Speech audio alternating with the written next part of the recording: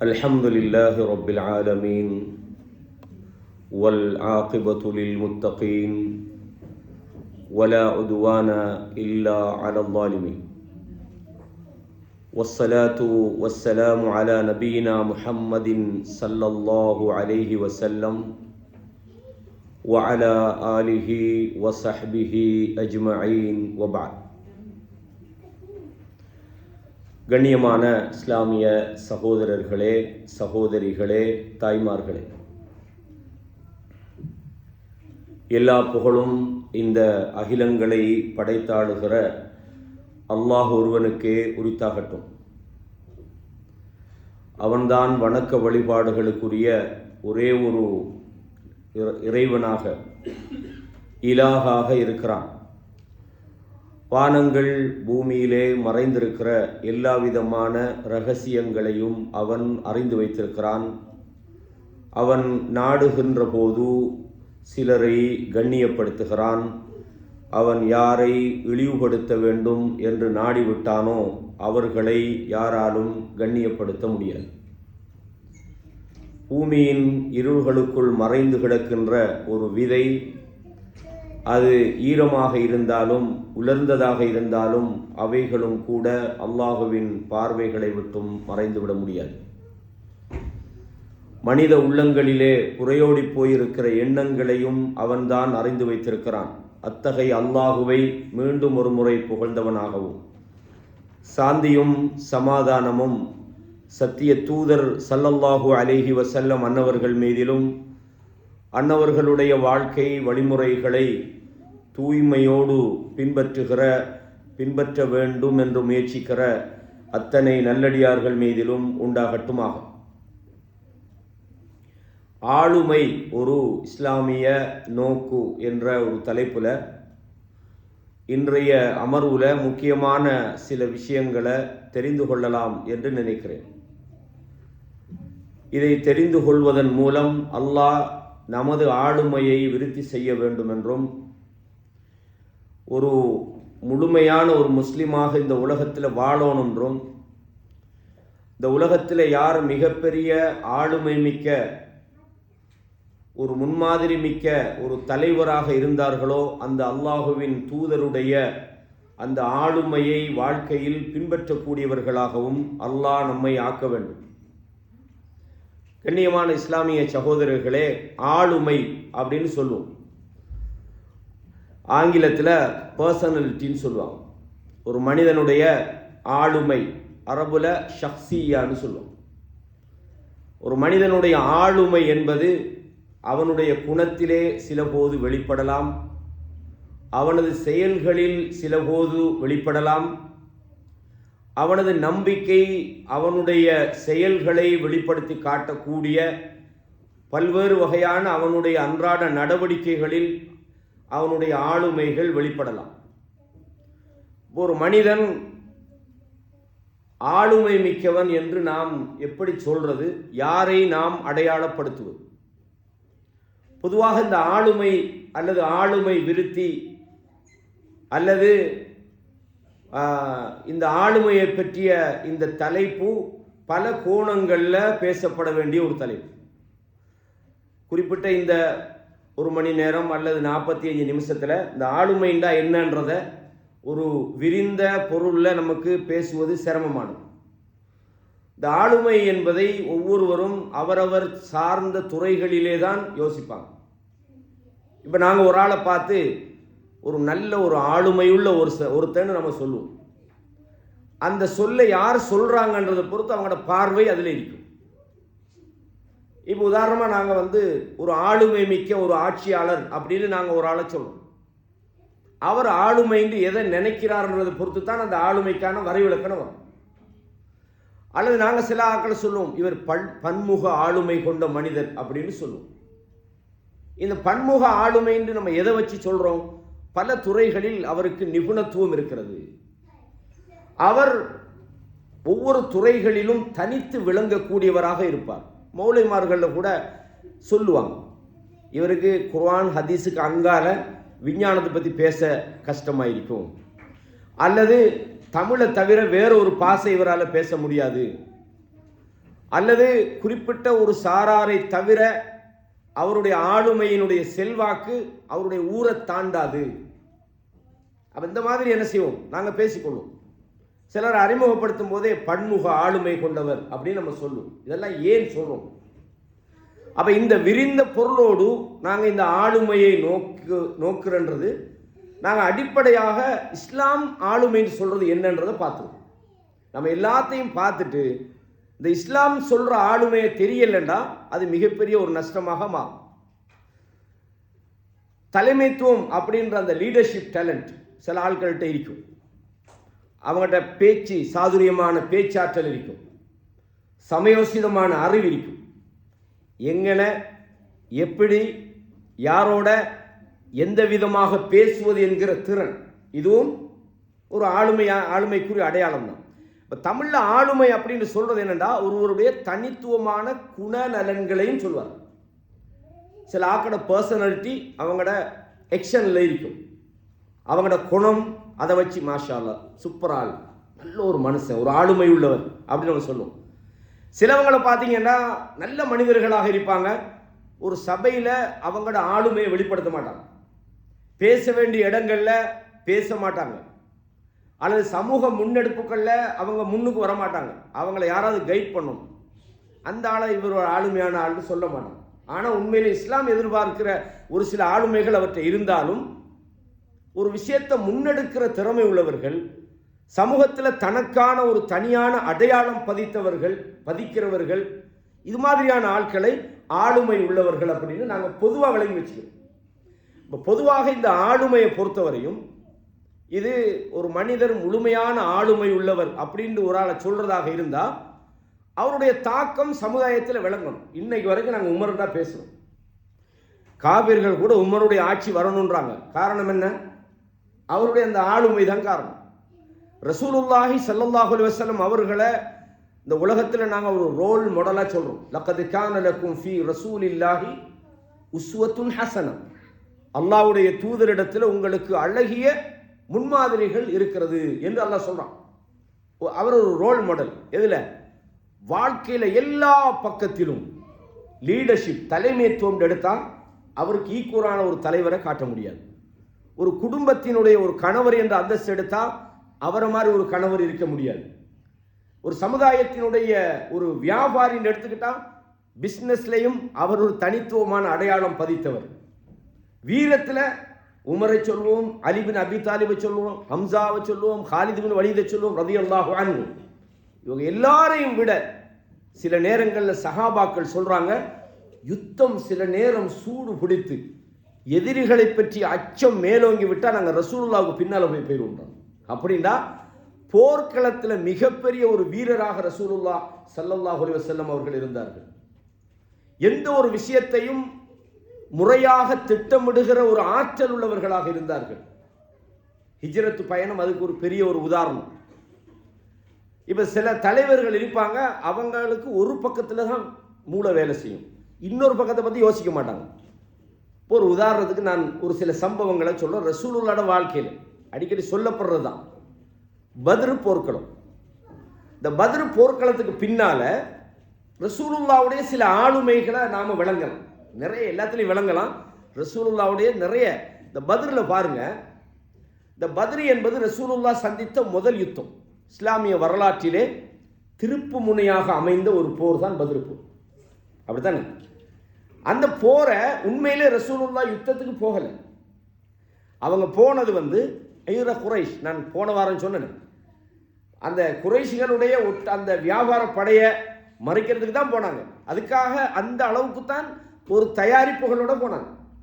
ஆனால் அந்த எதுக்காக ரசூலுல்லாஹ் போனாங்களோ அந்த அந்த நோக்கம் ரசூலுல்லாஹ்க்கு நடக்கல.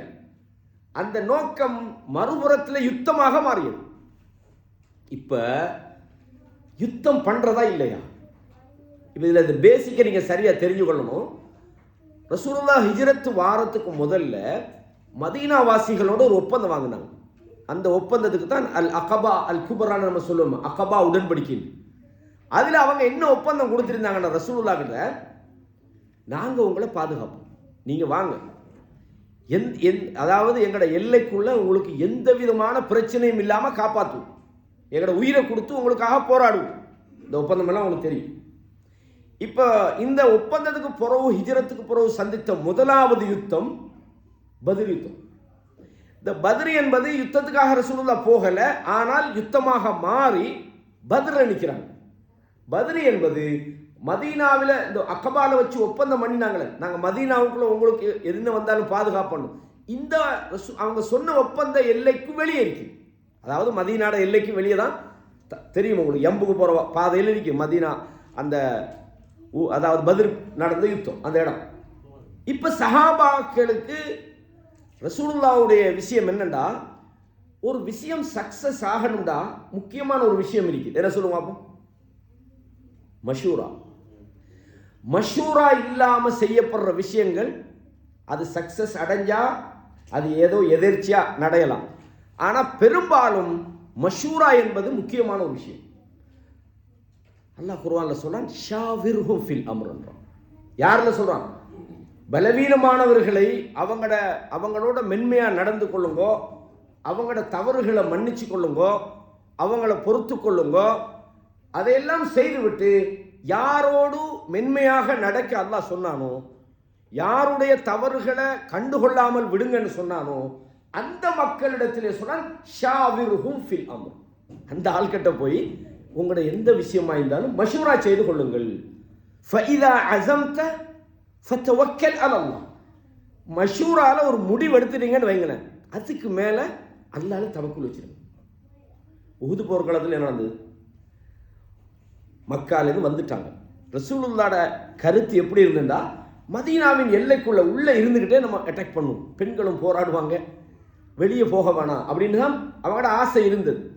சஹாபாக்கள் எல்லாருக்கும் இந்த பத்ரில் கண்ட அந்த வெற்றிக்கு பிறகு நம்ம இன்னொரு போற, ஏன்னா நிறைய நபித்தோழர்கள் பத்ருக்கு போகலை, ஏன்னா பத்ர் யுத்தம் இல்லையங்க, அது வியாபார கூட்டத்துக்காக கொஞ்சம் பேர் தான் செலக்ட் பண்ணி கூட்டிட்டு போனாங்க, பெரிய ஆயுதமெல்லாம் இருக்கல. அதை மிஸ் பண்ணின நிறைய சஹாபாக்களுக்கு நாங்களும் போர்ல சந்திக்கணும்ன்ற அந்த ஆசையில யாரும் சொல்லலாம் வேணாம், நாங்க வெளியே போய் போராடுவோம்டாங்க. ரசூலுல்லாஹ் கடைசியா முடிவெடுத்தாங்க, மக்களுடைய மனோநிலை இப்ப நமக்கு சாதகமாக இல்லை, அப்ப நான் சொல்றதான் நீங்க செய்யணும்னு ஒரு தலைவர் முன்னுக்கு வரப்படாது. என்ன சொன்னாங்க? ஓகே, உங்களோட ஆசை தானே, போர்க்கவசத்தை அணிஞ்சிட்டு வராங்க. சஹாபாக்கள் பார்த்தாங்க, நம்ம ரசூலுல்லாஹ் வற்புறுத்திட்டோம் போல. யார் ரசூலுல்லாஹ், நாங்கள் உங்களை வற்புறுத்திட்டோம். இல்லை பரவாயில்லை, இல்லை நபிமார்கள் போர்க்கவசம் அணிஞ்ச களையப்படாது, வெளியே போயாச்சு. இங்க ரசூலுல்லாஹ்வுடைய ஆசையை அங்க நிறைவேற்றல. ரசூலுல்லாஹ் சஹாபாக்கள் எந்த மஷூராவை விருப்பப்பட்டாங்களோ அதுக்கு இறங்கி போனாங்க. ஆனால் ரசூலுல்லாஹ் ஆரம்பத்திலே இந்த நிலப்பாடு தான் நயவஞ்சர்களுக்கு விருப்பமாயிருந்தது. ஊருக்குள்ளே இருந்தால் தானே யுத்தம் பண்ணுறது யாரு, ஓடுறது யாரு, ஒளியிற யாருன்னு விளங்காது அப்படின்னு இருந்தாங்க. அதில் 300 பேரை திருப்பிட்டு வந்துட்டாங்க, அது தோல்விக்கும் காரணமாக இருந்தது. இப்போ இந்த சப்ஜெக்ட் மாதிரி இந்த பத்ர் போர்க்களத்தில் இப்போ ரசூலுல்லாஹ்வுடைய சிச்சுவேஷன் என்னன்னா, இந்த போரை நாங்கள் வெற்றி கொள்ளணும்னா எல்லாரும் வந்தால் தான் சாத்தியம். நாங்கள் என்னமோ மக்கால பாதிக்கப்பட்ட கொஞ்சம் பேரை கூட்டிகிட்டு வந்து வாங்க போர் செய்வோம்னு சொன்னால் போரில் வெல்றதுக்கான அந்த வெளிப்படையான அஸ்பாப்னு சொல்லுவோமே, நாம் சில விஷயங்களை அதற்கான தயாரிப்புகளில் நம்ம சரியாக இருக்கணும், நம்மளோட தயாரிப்புகள் பெஸ்ட்டாக இருக்கணும். அதையும் தாண்டி நம்ம அல்லாஹ்விடத்தில் நாம் தவக்குல் வைப்போம், சரணடைவோம்.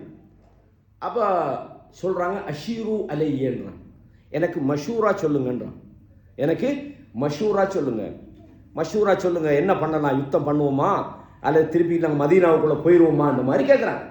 ரசூலுல்லாஹ்வுடைய விருப்பம் என்னவா இருந்ததுண்டா, யுத்தம் பண்ணணும், வாரவங்களை இங்கே வச்சு எதிர்க்கணும்னு நினைச்சாங்க. ஆனால் சஹாபாக்கள் அதில் குறிப்பாக மதீனாவை சேர்ந்த நபித்தோழர்கள் ஏற்கனவே ஒப்பந்தம் பண்ணினது மதீனாட எல்லைக்குள்ள போர் செய்வோம் தான், இது வெளியே இருக்குது. அவங்க வராமல் விட்டால் இந்த யுத்தத்தை எதிர்கொள்வது பிரச்சனையாகும். அவ மக்காலேருந்து வந்த முஹாஜிர்களை யாரும் சொல்லா நாங்கள் போராடணுன்றாங்க. ரசூல்லா அவங்கள வாழ்த்தி போட்டு இப்போ எதிர்பார்க்குறாங்க. மதீனாவாசிகள் என்ன சொல்லுவாங்க? நான் இதை அதாவது ஒரு விஷயத்தை முடிவெடுக்கிறதுக்கு பின்னால ஒரு ஆளுமையாளன் எப்படி இருப்பான் என்றதை புரிஞ்சு கொள்றதுக்கான ஒரு உதாரணத்துக்கு அந்த செய்தியை நான் சொல்லுவேன். அப்போ கடைசியாக சஅத் இப்னு முஆத் எழும்புறாங்க, எழுப்பி சொல்கிறாங்க, யார சொல்லலாம், திருப்பி நீங்கள் மஷூரா சொல்லுங்கன்னு கேட்குறது கண்டிப்பாக மதீனாவாசிகள் இதை பற்றி என்ன சொல்லுவாங்கன்னு எதிர்பார்க்குறீங்க. நான் மதீனாவாசிகளின் சார்பாக சொல்கிறேன், நாங்கள் யுத்தம் பண்ணுவோம் அப்படின்றாங்க. அது நிறைய வார்த்தைகளெல்லாம் வருது. அதுக்கப்புறம் ரசூலுல்லாஹ் யுத்தத்துக்கு இறங்குறாங்க. இதில் என்ன நமக்கு ஒரு தலைமைத்துவ ஆளுமைன்னா இது. சும்மா கண்ணை பற்றிக்கிட்டு வாங்க எல்லாரும் சேர்ந்து யுத்தத்துக்கு போகன்றதல்ல. அதை எப்படி செய்கிறது, எப்படி வளவாளர்களை உள்வாங்கிறது, எப்படி திறமைசாலிகளை உள்ள கொண்டு வாரது, எப்படி மக்களை தன்னுடைய கருத்துக்கு கொண்டு வாரது என்பதிலே கவனமாக இருந்தார்கள். இது எல்லாம் முடிஞ்சது. ரைட், எல்லாரும் வந்துட்டாங்க. சும்மா இருந்தாங்களா? பத்ர் நடக்கிற அந்த இரவு அல்லாஹ்வுடைய தூதர் அல்லாஹ் இடத்துல கேட்குறாங்க, யா அல்லாஹ், இந்த போரில் இன் துஹ்லிக் ஹாதிஹில் இஸாபா, இந்த சின்ன கூட்டம் அழிக்கப்படுமாக இருந்தால் ஃபலன் துபத ஃபில் அர்தி அபதா, இந்த பூமியில் உன்னை வணங்குறதுக்கு யாரும் இருக்க மாட்டாங்க. யா அல்லாஹ், அன்ஜிஸ்மா வஅத்தனி, எனக்கு நீ அளித்த அந்த வாக்குறுதியை நிறைவேற்றியா அல்லாஹ், இந்த போரில் எங்களுக்கு வெற்றியத்தாயா அல்லாஹ். அபூபக்கர் சித்திக் வாராங்க, யா ரசூலுல்லாஹ், அல்லாஹ் உங்களுக்கு வாக்களிச்சுக்கிறேன் தானே, ஏன் நீங்கள் இப்படியெல்லாம் அழுகுறீங்கன்னு அல்லாஹ்வுடைய தூதருக்கு ஆறுதல் சொன்னாங்கன்ற விஷயங்களை எல்லாம் பார்க்குறோம். எனவே ஆளுமை அப்படின்றது வெறுமனே அறிவு மட்டுமல்ல, வெறுமனே அகீதா மட்டுமல்ல, வெறுமனே சாலிஹான செயல்கள் செய்கிறது மட்டுமல்ல. ஒருவன் முழுமையான ஆளுமை உள்ளவன் அப்படின்றா அவன்கிட்ட எந்த ஒரு விஷயத்தையும் சாதுரியமாக அடைகிற அந்த அடைதல் அவன்கிட்ட. அதனால தான் அவன் சமுதாயத்தில் அவனுக்கான ஒரு தனி அடையாளம். அதை அவன் விளம்பரத்துக்காக செஞ்சால் அது ரியா, அதுக்கு நன்மை கிடைக்காது. அது அல்லாஹ்வுக்காக அவன் பயன்படுத்தினால் அதுதான் மிகப்பெரிய ஒரு ஆளுமை. அதனால தான் அல்லாஹ்வுடைய இந்த மாதிரி நிறைய உதாரணம் சொல்லலாம். நான் ஒன்றை சொன்னேன்.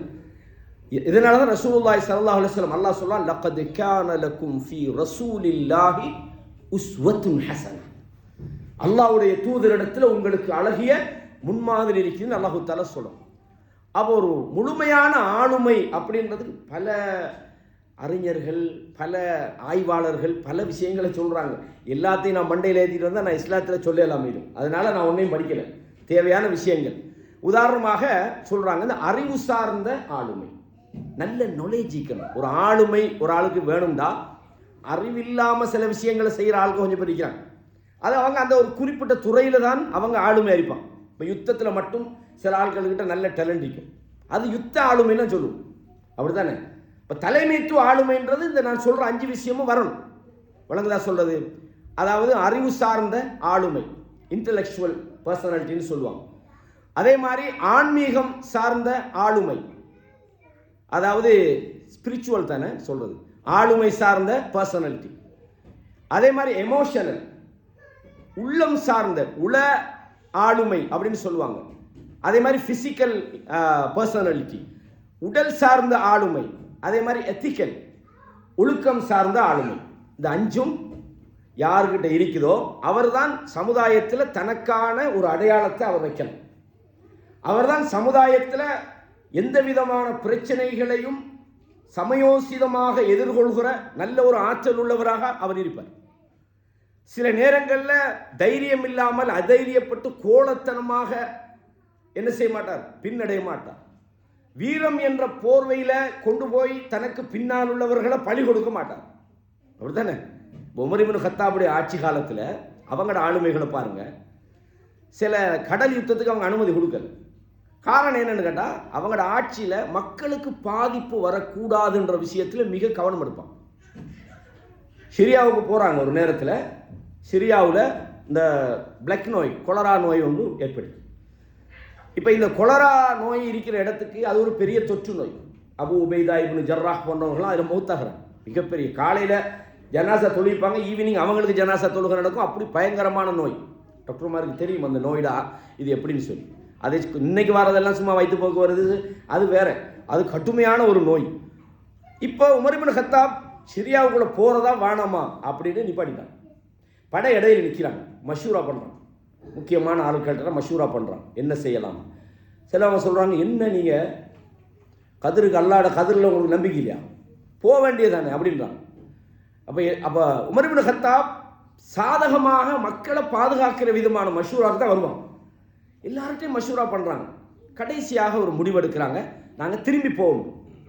அந்த நேரத்தில் ஒரு நபித்தோழர் கேட்குறாரு, யார எப்படி உமர் அமீருல் மூமினீனே, நீங்கள் தஃபிர்ரு மின் கதிர் இல்லா, நான் அல்லாட கதிரில் இருந்தால் எங்கே இருந்தாலும் நோய் வரும், நீங்கள் என்ன கதிருக்கு விசுவாசம் இல்லாமல் பயந்தா ஓடுறீங்கன்றாங்க. உமர் இப்னு கத்தாபுடைய ஆன்சர் எப்படி தெரியுமா? இதுக்கு தான் சமயோசித அறிவுன்னு சொல்லுவாங்க. நஃபிர்ரு மின் கதிரில்லா இலா கதிரில்லா. நாங்கள் அல்லாட கதிருக்கு பயந்து தான் ஓடுறோம். எங்கே ஓடுறோம் தெரியுமா? அதுவும் அல்லாட கதிரை நோக்கி தான் ஓடுறோம். அந்த நேரத்தில் அப்துல் ரஹ்மான் இப்னு அவுஃப் வரான். இந்த செய்தியெல்லாம் இந்த மஷூரா நடந்தவங்களுக்கு தெரியாது. வந்து சொல்கிறாங்க, ரசூலுல்லாஹ் சொல்ல நான் கேட்டேன், எந்த இடத்துல இந்த தொற்று நோய்கள் ஏற்படுமோ அந்த இடத்துக்கு நீங்கள் போக வேண்டாம், அந்த இடத்துல வாழ்கிறவங்க அதுக்கு பயந்து விரலவும் வேண்டாம், அப்போ நாங்கள் போகிறது கூடாதுன்னு சொல்லி. உமர் இப்னு கத்தாப் உங்களுக்கு தெரியும், நிறைய சந்தர்ப்பங்களில் ரசூலுல்லாவுக்கு சில விஷயங்கள் சொல்லுவாங்க, அதுக்கு ஏற்றாற் போல் அல்லாஹ் வஹி இறக்குவோம். அந்த மாதிரி நிறைய ஆளுமை உள்ள ஆள். அப்போ இந்த 5 விஷயங்களும் முக்கியமான ஒன்று. நாங்கள் இந்த 5 விஷயங்களை ஃபெஸ்ட்டுக்கு மற்ற விஷயங்களை எல்லாம் பார்க்க முதல்ல இந்த மார்க்க ரீதியாக ஒரு மனிதன் ஆளுமை உள்ளவன் அல்லது முழுமையான ஒரு ஒரு ஒரு மனிதன் அப்படின்றத பிரதிபலிக்கக்கூடிய விதமான இஸ்லாம் சொல்லக்கூடிய விஷயங்களை நாம் ஃபெஸ்ட்டுக்கு பார்ப்போம்.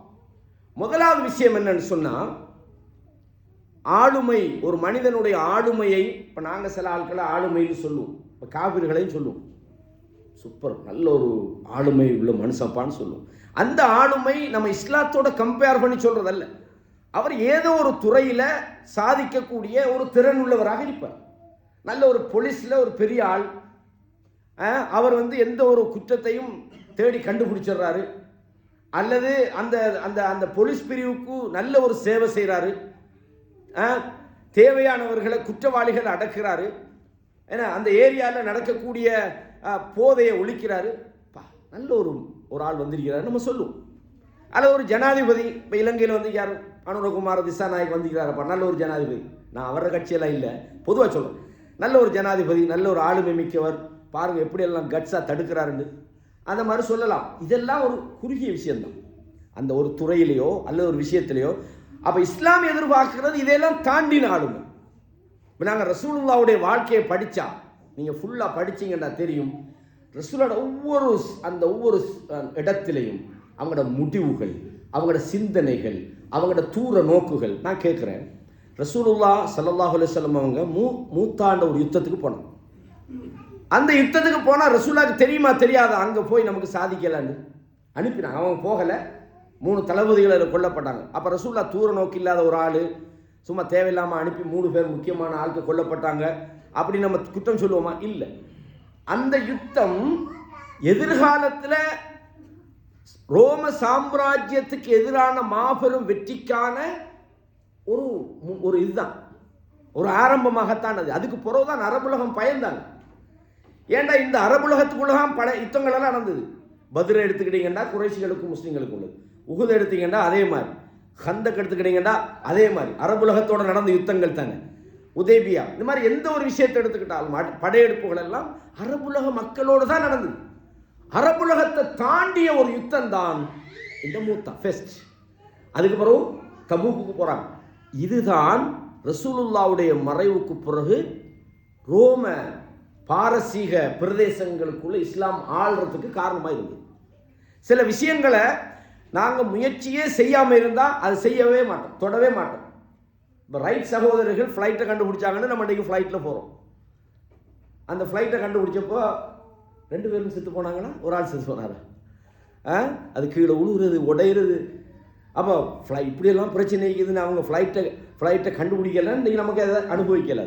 அப்போ ரசூலுல்லாவுடைய ஒவ்வொரு கட்டமும் ஒன்று வெற்றியோ தோல்வியோ, இதுக்கு பின்னால் உளவியல் ரீதியாக ஒரு அடியை கொடுத்துட்டு தான் மக்கா வெற்றி கொள்ளப்படுது. இந்த யுத்தம், இந்த ரோமர்களுக்கு எதிரான யுத்தம் ஏற்படுத்தின தாக்கத்தில் முக்கியமான அந்த சைக்காலஜிக்கல் சொல்லுவாங்களே, மக்கா வெற்றி. அடங்கிட்டாங்க, இங்கே அங்கே போயிட்டாரு. நாமெல்லாம் என்ன காலால் மிதிச்சுட்டு போயிடுவான்னு பயப்படுறதுக்கு இந்த போரும் ஒரு காரணமாக இருந்தது.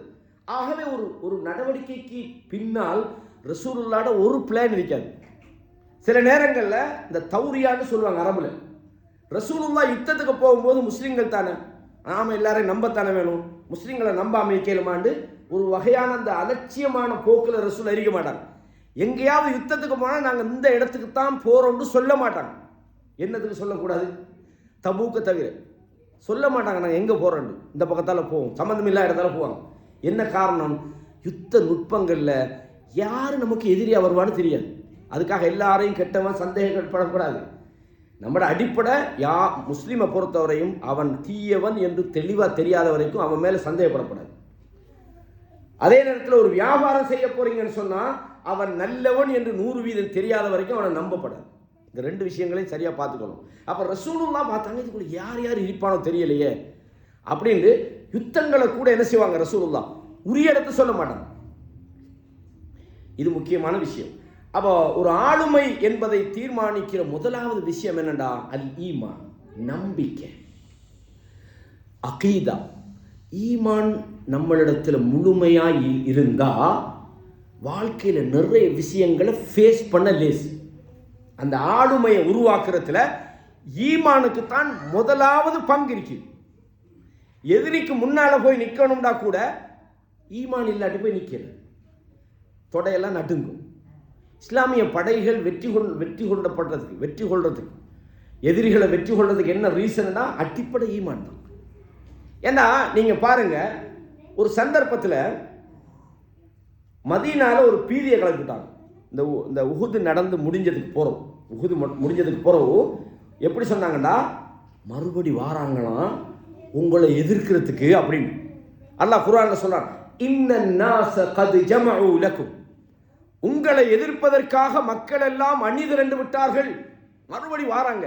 ஏற்கனவே பலவீனப்பட்டு போய் நிறைய பேர் கொலை செய்யப்பட்டு போய் இருக்கிற நேரத்தில் மறுபடி வாராங்களாம் அப்படின்னா எப்படி அந்த மென்டல் எப்படி இருக்கும் யோசிச்சு பாருங்க பாப்போம், எப்படி அந்த மனநிலை இருக்கும்.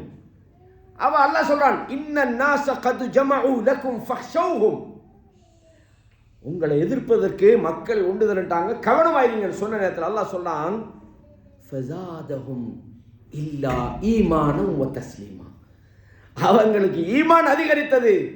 ஃபன்கலபு பிநிஅமத்தின் மினல்லாஹ், அல்லாஹ்வுடைய நிஅமத்தை கொண்டு அவர்கள் திரும்பினார்கள். லம் யம்சஸ்ஹும் சூ, எந்த ஒரு தீங்கும் அவர்களை தீண்டல. அப்ப ஈமான் உங்க அல்லாஹ் அதாவது எதிரிகளை கொண்டு அவர்கள் பயமுறுத்தப்பட்ட நேரத்தில் இன்னன்னாஸ கத் ஜமஉ லக்கும் ஃபஹ்ஷௌஹும் ஃபஸாதஹும் இல்லா ஈமான், நம்பிக்கை அதிகரித்தது. என்ன நடக்க போகுது அல்லாஹ் எழுதினே தவிர வேற நம்ம படைக்கப்பட்ட முன்னுக்கு அல்லாஹ் எழுதின விஷயத்தை தவிர நடக்குமா? அல்லாஹ் வெற்றியை நாடினா அல்லாஹ் என்ன சொல்றான், மையன் சுருக்குமுல்லாஹு ஃபலா காலிப லக்கும், அல்லாஹ் யாருக்கு உதவி செய்து விட்டானோ அவர்களை யாராலும் மிகைத்து விட முடியாது. ஒமை யஹ்துலுக்கும் ஃபமன் தல்லதி யன்சுருக்கும் மின் பஅதி, உங்களை யார் அல்லாஹ் கைவிட்டுட்டானோ அல்லாஹ்வை தவிர அவர்களுக்கு உதவி செய்வது யார்? அல்லாஹ்க்கு உதவி செஞ்சிட்டா அந்த நம்பிக்கை வரணும். இப்ப ஒரு உதாரணத்துக்கு வைங்களேன், ஒரு தோல்வியை எதிர்கொள்கிற அந்த வலிமையை ஈமான் தான் தரும். இப்போ நீங்கள் ஒரு வியாபாரம் பண்ணுறீங்கன்னு வைங்களேன், வியாபாரத்தில் திடீர்னு நீங்கள் எதிர்பார்த்துக்க மாட்டோம் ஒரு 10 மில்லியன் நீங்கள் இன்வெஸ்ட் பண்ணியிருந்தீங்க, 10 மில்லியன் இல்லாமல் போச்சு. ஒரு மூமினை தவிர மற்ற ஆளுக்கு பைத்தியம் முடிக்கும், 10 மில்லியன் நான் இழந்துட்டேனே. ஈமானோட வாழ்கிற மனிதனுக்கு இன்னா லில்லாஹி வ இன்னா இலைஹி ராஜிஊன், நாங்கள் அல்லாஹ்வுக்கு சொந்தக்காரர்கள், நாங்கள் அவனிடமே தான் திருப்பிச் செல்கிறோம். இன்ன லில்லாஹி மா அஹத் வ லஹு மா அஅதா, எதை அல்லாஹ் என்னிடமிருந்து எடுத்தானோ அதுவும் அவனுடையது தான், எதை அவன் எனக்கு தந்திருக்கிறானோ அதுவும் அவனுடையதுதான். ஒவ்வொன்றுக்கும் அல்லாஹ்விடத்திலே கால வரையறை. நம்மகிட்ட உள்ள காசுக்கும் காலம் வைக்குது, நம்மளோட வாழ்க்கைக்கும் காலம் வைக்குது, நம்மளோட உயிருக்கும் காலம் வைக்குது என்று அவன் நம்பிடுவோம். எனவே தான் ரசூலுல்லாஹ் சொன்னாங்க, ஒரு மூமினுடைய வாழ்க்கை ஆச்சரியம். அஜபல் லி அம்ரில் முஃமின், மூமினுடைய விஷயம் ஆச்சரியமாக இருக்கிறது. ஏன்? இன்ன அம்ரஹு குல்லஹு லஹு கைர், எதை எடுத்துக்கிட்டாலும் அவனுக்கு கைரு தான். அவனுக்கு ஒரு சோதனை வந்தா, கஷ்டம் வந்தா, துன்பம் வந்தா, ஒப்பாரி வச்சுக்கிட்டு குளறிக்கிட்டு ரோட்டூலியை ரெண்டுக்கிட்டு பார்த்தீங்களா எனக்கு எல்லாம் அழிஞ்சு போச்சுன்னு ஒருத்தன் சொன்னான்னா அவனை ஆளுமை உள்ளவனா சொல்லுவீங்க? ஒரு புள்ள மூத்தா போச்சு, ரோட்டில் ஒப்பாரி வச்சு அழுதுகிட்டு நிற்கிறான், அவனை ஆளுமை உள்ளவனா என்ன சொல்லுவீங்க? அல்லாஹ்வுக்கு சொந்தமானதை அவன் எடுத்துக்கிட்டான். இந்த ஆளுமை திறனை, இந்த சக்தியை, இந்த இந்த இந்த இந்த பர்சனாலிட்டியை, இந்த குணத்தை, இந்த இயல்பை, இந்த வல்லமையை கொடுக்கிறது ஈமான் தான்.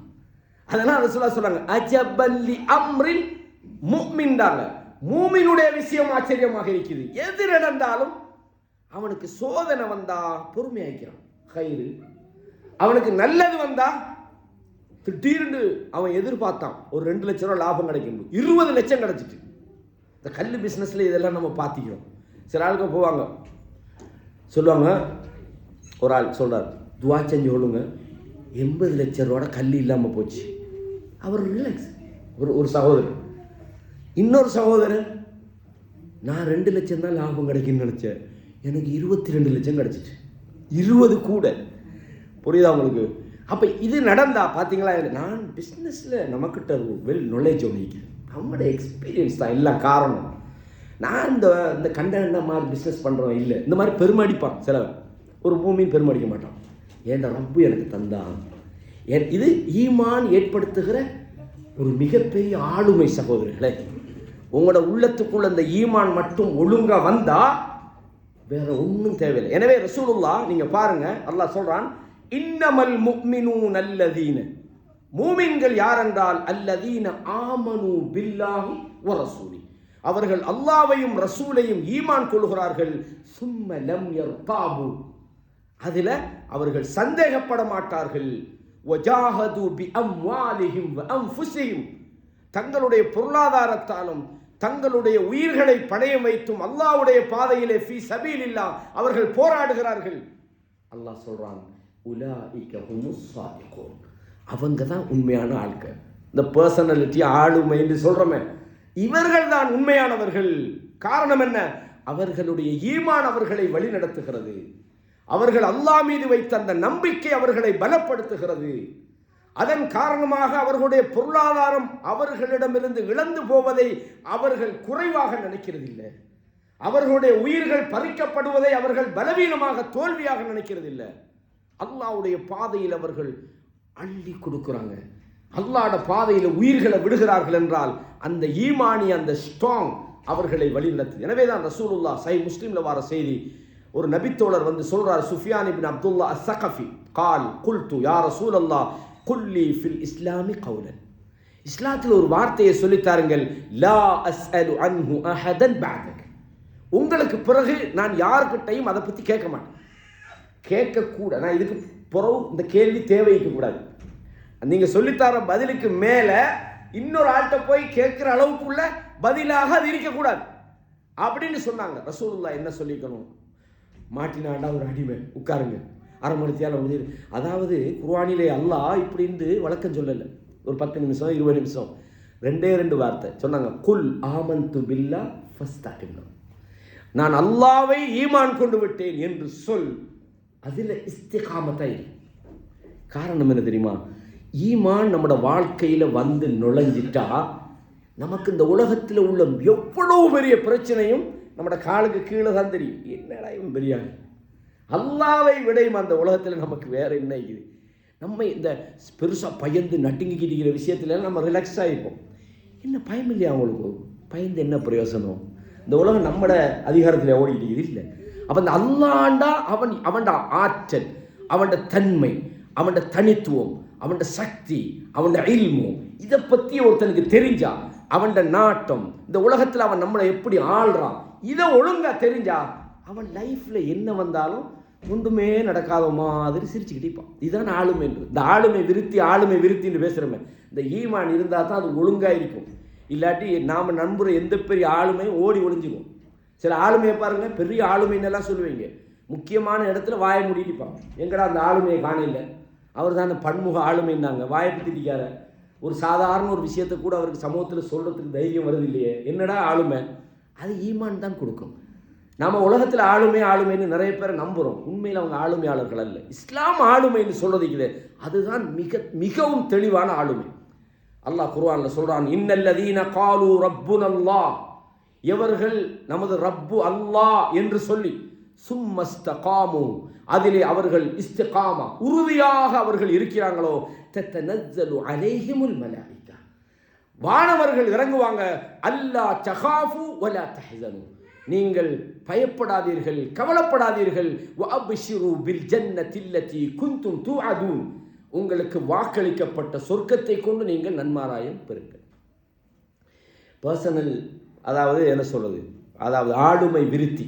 பர்சனல் டெவலப்மெண்ட் அப்படின்னு சொல்லி ஒன்று செய்கிறாங்க. குழந்தைகளுக்கான ஆளுமை விருத்தின்னு கிளாஸ் எடுக்கிறாங்க.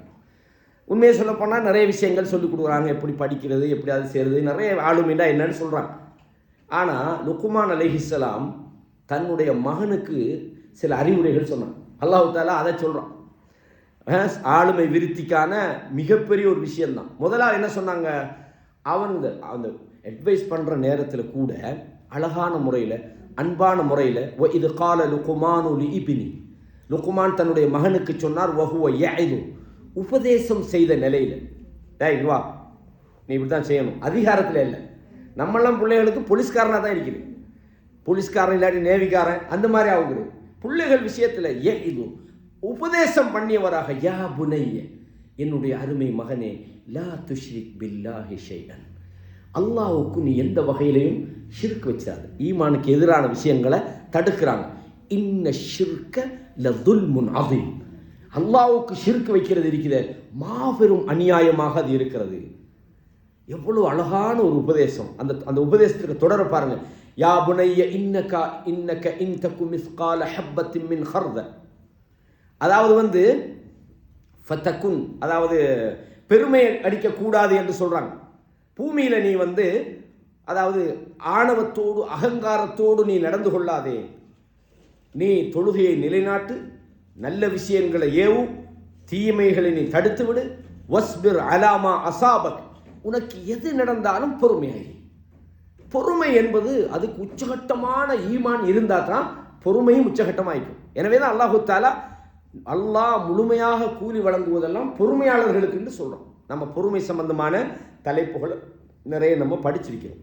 எனவே முதலாவது விஷயம் என்னென்னா, ஆளுமை உள்ள ஒரு மனிதனுக்கிட்ட இருக்க வேண்டிய ஒரு முக்கியமானது இந்த அகீதா, இந்த ஈமானை பற்றிய அறிவும் அதை பற்றிய ஆழமான ஈடுபாடும் நம்பிக்கை. ரெண்டாவது விஷயம் என்னன்னு சொன்னால் அஸ்ஸித்கு வல் அமானத்து. இன்றைய ஹுத்பாவுடைய தலைப்பு தான்.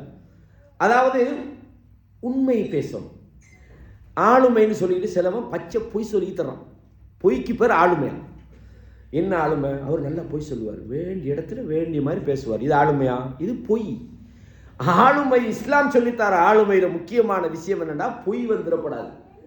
ரசூலுல்லாஹ் ஸல்லல்லாஹு அலைஹி வஸல்லம் அவங்க தன்னுடைய நபித்துவத்தை நிரூபிக்கிற முதலாவது அந்த இடம் அல்லாஹ் சொல்றான், அன்திர் அஷீரத்தக்கல் அக்ரபீன், இந்த நெருங்கிய உங்களோட குடும்பத்தாருக்கு நீங்க எத்தி வைங்கன்னு அல்லாஹ் சொல்றான்.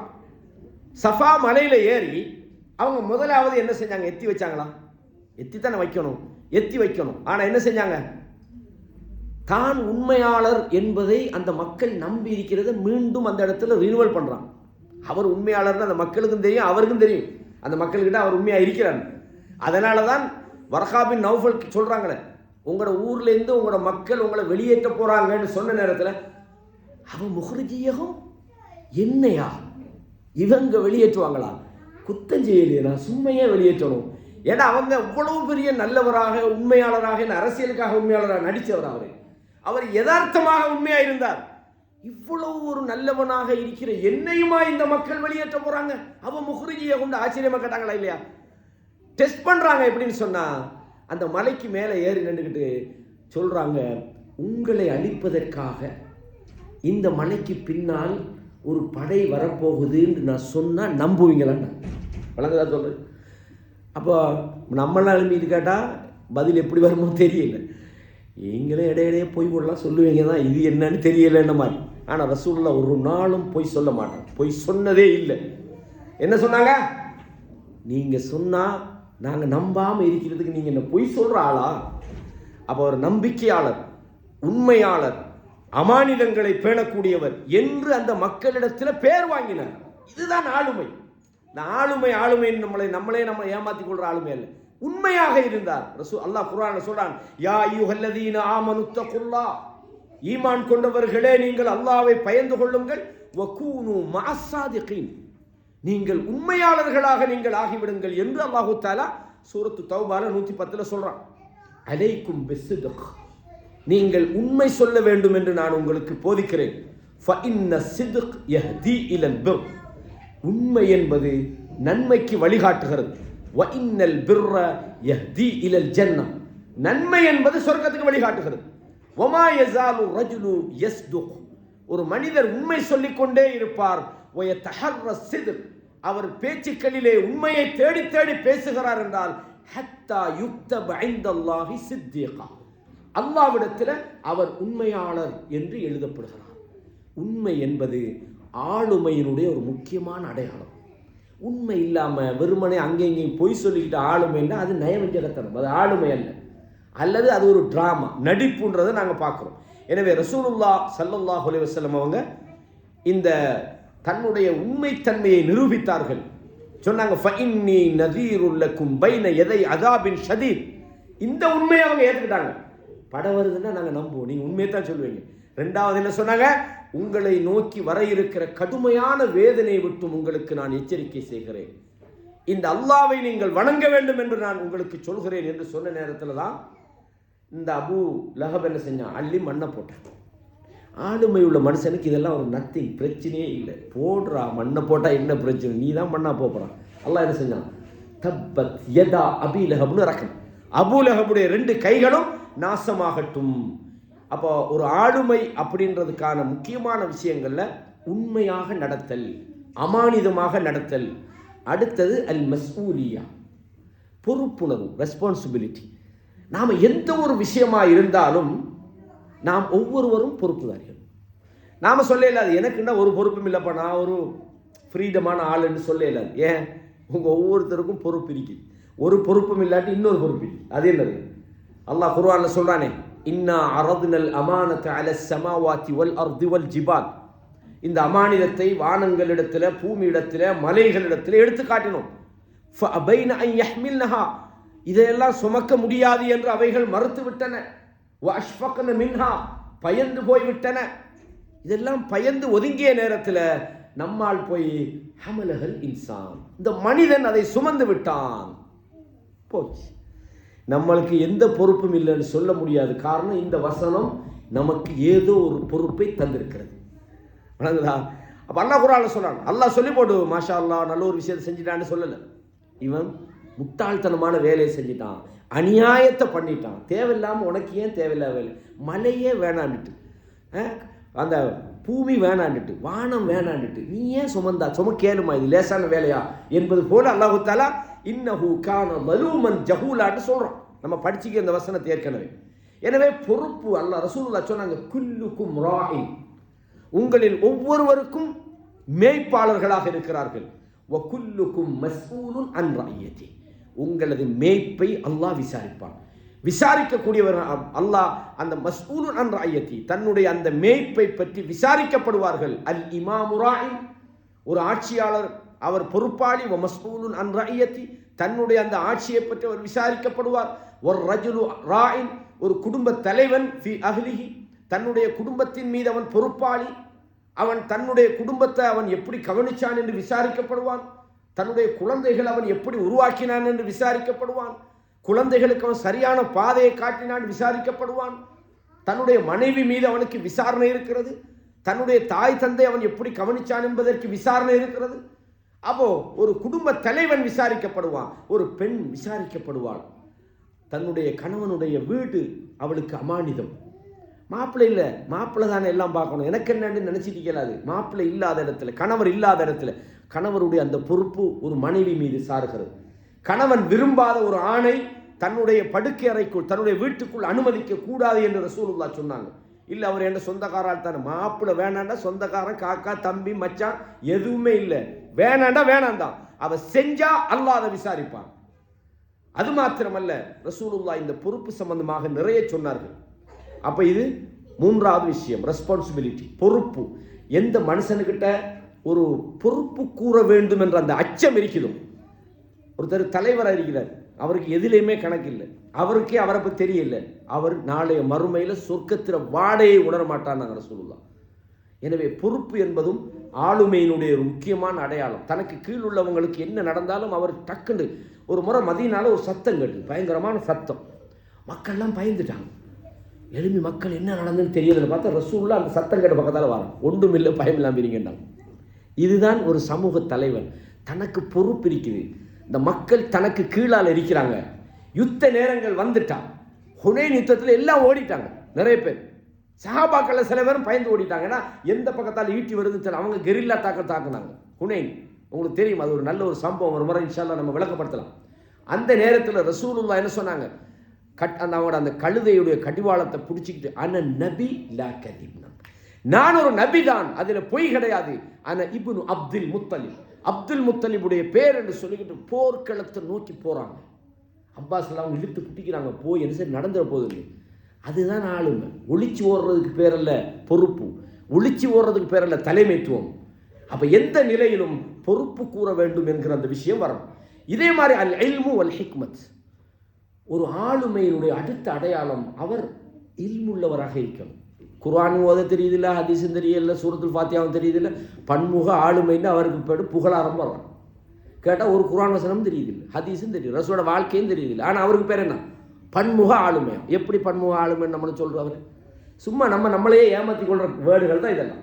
அப்போ இல்மு என்பது அல்லாஹ் சொல்றான், ஹல் யஸ்தவில்லதீன யஅலமூன் வல்லதீன லா யஅலமூன், அறிந்தவர்களும் அறியாதவர்களும் ஈக்குவலா சமனாக முடியுமா? இன்னமா யததக்கரு உலுல் அல்பாப், நல்லுணர்வு பெறுவதெல்லாம் அறிவுள்ளவர்கள் தான். அறிவு என்பது மிக முக்கியமான ஒரு விஷயம். அல்லாஹ் குர்ஆன்ல இந்த அறிவை சொல்றான், மன் சலக தரீகன் யல்தமிசு ஃபீஹி இல்மன், அறிவை தேடி ஒரு பாதையில் ஒருவர் நடந்து சென்றால் சஹலல்லாஹு லஹு தரீகன் இலல் ஜன்னah, சொர்க்கத்துக்குரிய பாதை அல்லாஹ் லேசாக்குவான். நீ அறிவை தேட தேட ஹராம் எது, ஹலால் எது, கடமை எது, வாஜிப் எது, இதெல்லாம் நமக்கு அறிவு வர வர சொர்க்கம் போற அந்த அமல்களை நம்ம செய்யறோம். சொர்க்கத்துக்கான பாதை நமக்கு லேசாகுது. அறிவே இல்லைண்டா இல்லாத ஒன்றை நாம உள்ளதான்னு நினைச்சுக்கிட்டு இருப்போம். மார்க்கத்தில் பேசிக்கும் தெரியல, ஈமான பற்றியும் தெரியுதில்லை, அகீதாவை பற்றியும் தெரியுதில்லை. ஆனால் மருத்துவத்தை பற்றி நல்லா தெரியுது, விஞ்ஞானத்தை பற்றி நல்லா தெரியுது, பொருளாதாரத்தை பற்றி நல்லா தெரியுது. ஆனால் குர்ஆனை பற்றி தெரியுதில்லை. எவ்வளோ பெரிய பலவீன சகோதரர்களே. அல்லாஹ் குர்ஆன்ல சொல்றான், வமா கானல் முஃமினூன லியன்ஃபிரு காஃபா, மூமின்கள் ஒரேடியாக போருக்காக புறப்பட வேண்டாம். ஃபலவுலா நஃபர மின் குல்லி ஃபிர்கத்தின் மின்ஹும் தாயிஃபத்துன், இந்த ஒவ்வொரு சாராரிலும் ஒரு கூட்டம் வெளிக்கிளம்பி, லியத்தஃபக்கஹு ஃபித்தீன், அவர்கள் மார்க்க விஷயங்களிலே விளக்கம் பெற்று, வலியுன்திரு கௌமஹும் இதா ரஜஉ இலைஹிம் லஅல்லஹும் யஹ்தரூன், போருக்கு போயிட்டு அல்லது அவர்கள் திரும்பி வந்து மற்ற மக்களுக்கு அவர்கள் எச்சரிக்கை செய்ய வேண்டாமா? அவர்கள் தெரிந்து கொள்வதற்காக, அவர்கள் கவனமாக இருப்பதற்காக படிச்சுட்டு வந்து இவங்களுக்கு சொல்லக்கூடாதா? அல்லாஹ் கேட்குறான். கடமை அல்லாஹ் சொல்றான், ஒவ்வொரு கூட்டத்தில் ஒரு சாரார் நீங்கள் அறிவை தேடி போங்க, மார்க்கத்தில் நீங்கள் தெளிவு பெற்று திரும்பி வந்து நீங்கள் மற்றவர்களுக்கும் நீங்கள் அதை சொல்லிக் கொடுங்கள். இதன் மூலம் அவர்கள் படிப்பினை பெறலாம், அவர்கள் எச்சரிக்கையாக அவர்கள் வாழலாம். சூரத்து தௌபாவுடைய 122வது வசனத்தில் சொல்றோம். தாவா என்றாலும் அதுக்கு ஹிக்மத் வேணும். சும்மா தாவா செய்ய போறோம்டா இவருக்கு ஒன்றும் தெரியல, போய் அங்கே தான் 2 ஹதீஸை பாடமாகிட்டு போய் 3 ஹதீஸ் தெரியல, கேள்வி கேட்டால் ஓடி வரும். அப்போ அறிவோடு ஞானத்தோடு நீங்கள் தாவா செய்யணும். அல்லாஹ் சொல்றான், உதுஉ இலா சபீலி ரப்பி பில் ஹிக்மதி வல் மௌஇதத்தில் ஹஸனா. ஹிக்மத்ன்ற இந்த இடத்துல சில ஆட்கள் சொல்லுவாங்க, அந்த ஒரு ஜாதி ஹிக்மத்னா பொய்யை சொல்லிட்டாலும் தாவா செய்யறது அல்ல. உதுஉ இலா சபீலி ரப்பி, உம்முடைய ரப்புடைய வழிக்காக நீங்கள் மக்களை அழையுங்கள். பில் ஹிக்மா, அறிவோடும், வல் மௌஇதத்தில் ஹஸனா, அழகான உபதேசத்தை கொண்டு நீங்கள் மக்களை அல்லாஹ்வின் பக்கம் அழையுங்கள். வஜாதில்ஹும் பில்லதி ஹிய அஹ்ஸன், நீங்கள் அவர்களோடு அழகிய முறையிலே நீங்கள் முஜாதலான்றது வாதம் பண்றது, ஆர்கியூமெண்ட் பண்றது, தர்க்கம் பண்றது, அவர்களோடு அழகிய விதமாக நீங்கள் தர்க்கம் பண்ணுங்கள் என்று அல்லாஹு தஆலா சொல்றோம். இது என்னன்னு கேட்டா, ஸ்டேஜில் உட்கார்ந்துக்கிட்டு இவன் ஒரு கூமுட்டைங்கிறது, இவன் பைத்தியக்காரங்கிறது, இவன் லூசங்கிறது, இவன் விபச்சாரம் பண்ணுவங்கிறது, இப்படியெல்லாம் சொல்லி போட்டு இதில் இப்படித்தான் இன்றைக்கு விவாதங்கள் நிறைய நடக்குது. இதெல்லாம் மோசமான ஒரு வழிமுறைகள். ஆகவே ஞானம், அறிவு என்பது ஆளுமையினுடைய ஒரு முக்கியமான அடுத்த ஒரு அடையாளம்ன்றதை நாங்கள் பார்க்கலாம். இதே மாதிரி இந்த ஆளுமை உள்ளவர்களுக்கு இருக்க வேண்டிய அடுத்தது ஹுஸ்னுல் ஹுல்க், நல்ல பண்பு இருக்கணும். நல்ல பண்புன்னா நிறைய சொல்லலாம், நம்ம பொதுவாக நல்ல பண்புண்டு விளைய கொள்ளுங்க. நல்ல பண்பு இருக்கணும், பேச்சில் மென்மை இருக்கணும், நடத்தையில் மென்மை இருக்கணும், அடுத்தவர்களோடு நடந்து கொள்கிற விதத்தில் இரக்கம் உள்ளவனாக இருக்கணும். அதே மாதிரி நாங்கள் நல்ல பண்பாடுகள் என்று எதெல்லாம் இருக்கிறதோ அந்த விஷயங்கள் ரசூலுல்லாஹ் என்ன சொல்கிறாங்கண்டா, இன்னமின் அஹப்பிக்கும் இலைய, திருமிதியில் 2018 இலக்கத்தில் இந்த செய்தியை பார்க்கலாம். அல்லாஹ் எனக்கு மிக விருப்பமானவர், அக்ரபிக்கும் மின்னி மஜ்லிசன் யௌமல் கியாமா, கியாமத்து நாளில் எனக்கு விருப்பமானவரும் எனக்கு மிக அருகாமையில் இருப்பவரும் யாரென்றால் அஹாசினுக்கும் அஹ்லாகா, உங்களில் பண்புகளால் நல்லவராகும். நல்ல மனுஷன் பாய்வன், நல்லோரு ஆள் அப்படின்னு சொல்கிற மாதிரி மனிதர்கள் இன்றைக்கி நாங்கள் பார்க்குறோம்.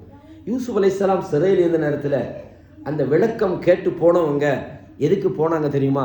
இன்னா நராக்க மினல் முஹ்சினீன், உங்களை பார்த்தா நீங்கள் ஒரு நல்ல மனுஷன் மாதிரி இருக்கிறீங்க, நல்ல மனுஷன்னு நம்மளை மக்கள் நம்பினா தான் நம்மகிட்ட வருவாங்க, நம்மகிட்ட நல்லதை கேட்பாங்க, அல்லது நம்ம சொல்கிற நல்லதை ஏற்றுக்கொள்வாங்க. அப்போ ரசூலுல்லாஹ் சொல்கிறாங்க, எனக்கு ரொம்ப விருப்பமானவரும் எனக்கு மிக அருகாமையில் இருப்பவரும் யாரென்றால் ஹுலுக், பண்புகளால் மிக நல்லவர், எனக்கு ரொம்ப தூரத்தில் இருப்பவரும் எனக்கு மிகவும் விருப்புக்குரியவரும் மறுமை நாளில் யாரென்றால் அஸ்ஸர்சாரூன் வல் முத்தஷத்திகூன் வல் முத்தஃபைஹிகூன் தான்.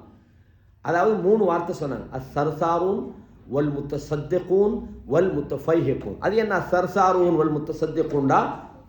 அதிகமாக வளவளன்னு பேசுறது, பேச்சில் பெருமை அடிக்கிறது, பேசுறது அல்லங்கண்ண பிரச்சனை. நானெல்லாம் 1979 இந்த கட்ட கலசானோடு தான் தெரியுது புதுக்கடையில் இவர் சொல்கிறது. ஏன் இது? இன்னும் சில பேர் சொன்னாங்க, எனக்கு பாருங்கள் இந்த ஒரு முகத்தை தான் நீங்கள் பார்க்குறீங்க, எனக்கு இன்னொரு முகம் இருக்குது அப்படின்னா நான் ஒரு நயவஞ்சகன் அப்படின்னு சொல்கிறாங்க. ரசூலுல்லாஹ் சொன்னாங்க, அல்லாஹ்வுக்கு வெறுப்பான ஆட்களை தில் வஜ்ஹைன்னாங்க, 2 முகம் உள்ளவர்னு சொல்லும். பேச்சிலேயே அவர் அல்ஹம்துலில்லாஹ் அல்லாஹ் எனக்கு தந்திக்கிறான்னு அல்ஹம்துலில்லாஹ் ஒரு செகண்டுக்கு சொல்லிட்டு 3 மணித்தியாலும் பெருமை, ஏன்னா அல்ஹம்துலில்லாஹ் சொல்லிட்டு இருந்தானே சேஃப்டிக்கு அல்ஹம்துலில்லாஹ் அப்படின்னு. நான் இந்த இவன்கள் மாதிரி எல்லாம் இல்லை, நான் அப்படி இல்லை, இந்தா பெருமடிக்கிறார். இந்த மாதிரி ஆட்களுக்கு தான் சொல்றது அஸ்ஸர்சாரூன் வல் முத்தஷத்திகூன். ரசூலுல்லாஹ் பேசுறது, பேச்சிலேயே மனுஷனை கொலை செய்கிறது, பேச்சிலேயே பெருமை அடிக்கிறது. அது மாத்திரமல்ல வல் முத்தஃபைஹிகூன். சஹாபாக்கள் கேட்டாங்க, இந்த முன்னுக்குள்ள வேர்டுக்கு எங்களுக்கு அர்த்தம் தெரிஞ்சிட்டு இந்த 3வது ஒரு வார்த்தை சொல்லுங்க, அல் முத்தஃபைஹிகூன், அது என்ன யா ரசூலுல்லாஹ்னு சொன்ன உடனே சொன்னாங்க அல் முத்தகப்பிரூன், பெருமை அடிப்பவன் என்று சொல்ல சொன்னான். அல்லாஹ் பாதுகாக்கணும், அல்லாஹ் பாதுகாக்கணும். அவன் நல்ல ஹுஸ்னுல் ஹுல்குல மிக முக்கியமான விஷயத்தை சொல்லிட்டு மோசமான குணங்களையும் சொல்றான். அக்மலுல் முஃமினீன ஈமானன் அஹ்ஸனுஹும் குலுகன். முழுமையான ஒரு மூமின் யார் தெரியுமா? உங்களில் பண்புகளால் மிகச் சிறந்தவர்தான் என்று ரசூலுல்லாஹ் சொன்னான். ஆகவே ஆளுமை என்பதற்கான முக்கியமான நல்ல அடையாளங்களில் நல்ல அஹ்லா, நல்ல பண்பு என்பது முக்கியமானது. அதே மாதிரி பணிவு, அத்தவாதுன்னு சொல்லுவாங்க அரபுல. ஆளுமை அப்படின்னு போனால் அந்த ஆள் சந்திக்கல, அந்த ஆள் விஐபியை மட்டும்தான் சந்திப்பாராம். ஆளுமை உமர் இப்னு கத்தாப் சின்ன பிள்ளைண்டாலும் அவரை போய் சந்திக்கலாம், அவர் ஒரு ஸ்ட்ராங்கான ஆள் தான். ரசூலுல்லாஹ் ஸல்லல்லாஹு அலைஹி வஸல்லம் அவங்களை எந்த அளவுக்குன்னு சொன்னால், சில அடிமைகள் கையை பிடிச்சி இழுத்துக்கிட்டு போனால் இழுத்துக்கிட்டு போகிறவங்கலாம் போகிற மாதிரி ஆளாக இருந்தாங்க. குழந்தைகளோட எல்லாம் ஃப்ரெண்ட்ஷிப் வச்சுப்பாங்க. ஏன்னா அந்த அனஸ்ரல்லாவோட சகோதரத்தை கேட்டாங்க, மைனா எப்படி இருக்குது, அந்த உன்னோட குருவி எப்படின்னு கேட்டாங்க. இந்த மாதிரி ஜாபிர் அல்லாஹ்ட்ட சொன்னாங்க, என்ன கழுதையை நமக்கு வித்துறையான்னு கேட்டாங்க. அவர் சொன்னார், இல்லை யார் சொல்ல, இல்லை நீ வித்துற அப்படின்னா வித்துட்டாங்க. யார் சொல்ல மதீனா மட்டுக்கு நான் இதிலே வந்துடுவாண்டாங்க. அப்போ வந்தவொடனே கழுதையை கட்டி போட்டுட்டு ரசூலாட்ட போகிறாங்க, ஜாபீர் அப்படின்னாங்க. காசை கொண்டு போய் கழுதையை கொண்டு போனாங்க. விளங்குதா சொல்ல? ரசூலோட அந்த சிம்பிள் அந்த அந்த அந்த பணிவை பார்த்தீங்கன்னா, நம்மளோட ஆட்களுக்கு ஒரு சின்ன இது கிடச்சிட்டா என்னமோ இந்த நான் தான் பில்கேட்ஸ் மாதிரியும், நான் தான் இந்த டொனால்ட் ட்ரம்ப் மாதிரியும், என்னடா உனக்கு ஒரு 2 பேருக்கு தலைவராக இருந்தாலே அவரை சந்திக்கிறதுக்கு விஐபி அவர். என்ன இது பணிவுன்றது என்ன தெரியுமா? அதுக்காக ஒரு மனிதன் தன்னுடைய தரத்தை தாண்டி கீழே போய் பணிவுன்ற போர்வையில் அவமானப்படுற பணிவை நான் சொல்லலை. தவாது என்பது எல்லா மக்களோடும் பணிவோடும் மனுஷன் நடக்கணும். ரசூலுல்லாஹ் சொன்னாங்க, மா நகஸத் ஸதகத்துன் மின் மாலி, நீங்கள் தர்மம் செய்வது உங்கள் பொருளாதாரத்தை குறைத்து விடாது. வமா ஸாதல்லாஹு அப்தன் பிஅஃவின் இல்லா இஸ்ஸன், ஒரு மனிதன் மன்னிப்பதன் மூலமாக அவனுக்கு கண்ணியத்தை தான் அல்லாஹ் அதிகப்படுத்துகிறான். வமா தவாதா அஹதுன் லில்லாஹ் இல்லா ரஃபஅஹுல்லாஹ், எவர் அல்லாஹ்வுக்காக பணிந்து நடக்கிறாரோ அல்லாஹ் அவரை உயர்த்துகிறார். பணிவு மனிதனை உயர்த்துகிறது. ரசூலுல்லாஹ் எந்த அளவுக்கு சொன்னா, சில சாப்பாடை கொண்டு கொடுப்பாங்க, மனுஷனுக்கு தின்னவே இயலாது, இறக்கத்தோடு கொண்டு தாராங்க. காஞ்ச ஒரு மாதிரியான ரொட்டிக்கு சில சஹாபாக்கள் இறக்கமிக்குது, அவங்ககிட்ட கொடுக்க ஒன்றும் இல்லை, அந்த சாதாரண ஒரு சாப்பாடு தான், ரசூலுல்லாஹ் கூப்பிட்டா போயிடுவாங்க.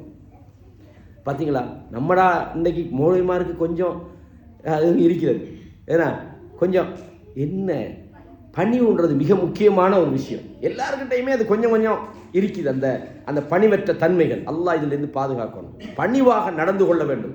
ரசூலுல்லாஹி ஸல்லல்லாஹு அலைஹி வஸல்லம் அவங்க புகாரியில் நான் சொன்ன ஒரு செய்தி இருக்குது, எந்த ஒரு அடிமை கையை பிடிச்சி இழுத்துக்கிட்டு போனாலும் இழுபடுற மாதிரி ரசூலுல்லாஹ் நடந்து கொள்வார்கள். ஏராளமான இடங்களில் பார்க்கலாம். எனவே பணிவு என்பது ஆளுமைக்கான மிக முக்கியமான ஒரு அடையாளம். கண்ணியமான இஸ்லாமிய சகோதரர்களே, அடுத்தது என்னென்னா துன்பங்களை பொறுத்து கொள்வது. ஒரு ஒரு ஒரு சமூக பொறுப்பில் உள்ளவராக இருக்கட்டும், அல்லது ஒரு குடும்ப தலைவனாக இருக்கட்டும், அல்லது ஒரு ஊர் தலைவனாக இருக்கட்டும், அல்லது சமூகத்தில் ஒரு தாவாவில் இயங்கக்கூடிய ஒரு தாயாக இருக்கட்டும், அல்லது ஒரு சாதாரண மகனாக இருக்கட்டும், சில பிரச்சனைகள் வரும். அந்த பிரச்சனையை நாங்கள் அளவு கடந்து பொறுமை மீறி எல்லை தாண்டி அதை நாங்கள் ஒரு பெரிய ஒரு இஷ்யூ ஆக்குறதோ அல்லது அதை சிரிச்சுக்கிட்டு தாண்டிக்கிட்டு போகிறதோ ஆளுமையில் தான் இருக்குது. அதுக்கு தான் ஆளுமைன்னு சொல்லுவோம். சில ஆக்களை பார்த்தீங்கன்னா என்னென்னா இருந்தால் பொறுமையாக இருக்கிறான், இந்த பேச்சு பேசுகிறான். இவன் ரசூலுல்லாஹ்க்கு என்னெல்லாம் செஞ்சாங்க? பைத்தியக்காரன் சொல்லலையா? என்னெல்லாம் சொல்லலை? ரசூலுல்லாஹ்வுக்கு எக்ஷன் எடுத்தாங்களா? தாயிஃபில் ரசூலுல்லாஹ்வுக்கு ரத்தம் ஓடுற அளவுக்கு பாதிக்கப்பட்டாங்க. வானவர்கள் வந்து சொல்கிறாங்க, நீங்கள் அனுமதி தாங்க, அந்த 2 மலையை புரட்டி அவங்களை அழிக்கிறோம். ரசூலுல்லாஹ் சொன்னாங்களா? அழிச்சு விடுங்க, இவனும் செஞ்ச வேலைக்கு 2 இல்லை இன்னும் 2 புரட்டி விடுங்கடா சொன்னாங்க. இதுதான் சகிப்புத்தன்மைக்கான உதாரணங்கள். அல்லாஹ்வுடைய தூதர் ஸல்லல்லாஹு அலைஹி வஸல்லம் அவங்ககிட்ட இதை நீங்கள் நிறைய பார்க்கலாம். ரசூலுல்லாஹ் என்ன சொன்னாங்க? அல்லாஹ் குர்ஆனில் சொல்றான், சூரா ஆல இம்ரான்ல 20 வசனத்தில், யா அய்யுஹல்லதீன ஆமனுஸ்பிரு வஸாபிரு, ஈமான் கொண்டவர்களே நீங்கள் பொறுமையாக இருங்கள், ஒருவருக்கொருவர் பொறுத்துக் கொள்ளுங்கள், உறுதியாக இருங்கள், வத்தகுல்லாஹ லஅல்லக்கும் துஃப்லிஹூன், நீங்கள் அல்லாஹ்வை பயந்து கொள்ளுங்கள், நீங்கள் வெற்றி பெறுவதற்காக என்று சொன்னார்கள். எனவே கண்ணியமான இஸ்லாமிய சகோதரர்களே, பொறுமை என்பது மிக முக்கியமானது. ரசூலுல்லாஹ் மன் தகம ரசூலுல்லாஹி ஸல்லல்லாஹு அலைஹி வஸல்லம் லினஃப்ஸிஹி கத், தனக்காக ரசூலுல்லாஹ் யாரையும் பழி வாங்கினதில்லை, தன்னை மனைவியை கூட ரசூலுல்லாஹ் அடித்ததில்லை, யாரையும் தன்னுடைய விஷயத்துக்காக கோவப்பட்டு அடித்ததில்லை, யுத்தத்தில் போய் அவங்க சண்டை பிடிச்சே தவிர. புகாரில் இந்த செய்தியை நீங்கள் பார்க்கலாம். எனவே பொறுமை என்பது ஆளுமையினுடைய மிக முக்கியமான இன்னும் ஒரு அடையாளம் அப்படின்றத நாங்கள் பார்க்கலாம். அதே மாதிரி இந்த நீதியாக நடந்து கொள்வது இருக்குது, இன்னும் நிறைய விஷயங்கள் இருக்கு. ஒரு விஷயத்தை அல்லது 2 விஷயத்தோட முடிச்சார், நம்ம கிட்டத்தட்ட 1 மணி நேரத்தில் முடிச்சிடும். அல்லாஹு தஆலா என்ன சொல்றான்? இன்னல்லாஹ யஅமுரு பில் அத்ல், அல்லாஹ் நீதம் செலுத்துமாறு ஏவுகிறான், வல் இஹ்சான் நன்மை செய்யுமாறு ஏவுகிறான், வ ஈதாஇல் குர்பா வ யன்ஹா அனில் ஃபஹ்ஷாஇ வல் முன்கர், அதே மாதிரி அல்லாஹு தஆலா நெருங்கிய உறவினர்களுக்கு கொடுக்குமாறும் மானக்கேடான பாவமான வரம்பு மீறக்கூடிய விஷயங்களை தவிர்த்து கொள்ளுமாறும் அல்லாஹ் உங்களுக்கு சொல்கிறான்.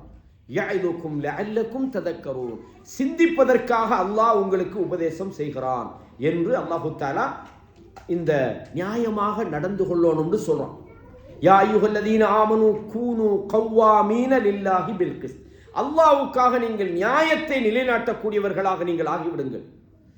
வலா யஜ்ரிமன்னக்கும் ஷனஆனு கௌமின், ஒரு சமுதாயத்தின் மீது உங்களுக்கு இருக்கிற வெறுப்பானது அலா அல்லா தஅதிலு, அவர்கள் விஷயத்தில் நீதம் தவறி நடந்து வருமாறு உங்களை தூண்டிவிட வேண்டாம்.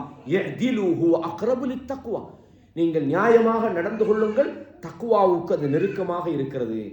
ரசூலுல்லாஹ் நியாயத்தோடு இருந்தாங்க. ஒரு செய்தியை நாம் பார்க்கலாம். இதுக்கு உதாரணமாக மஹ்சூமியா, குறைஷிகளுடைய மஹ்சூமியா கோத்திரத்தை சேர்ந்த ஒரு பெண்மணி திருடிட்டாங்க.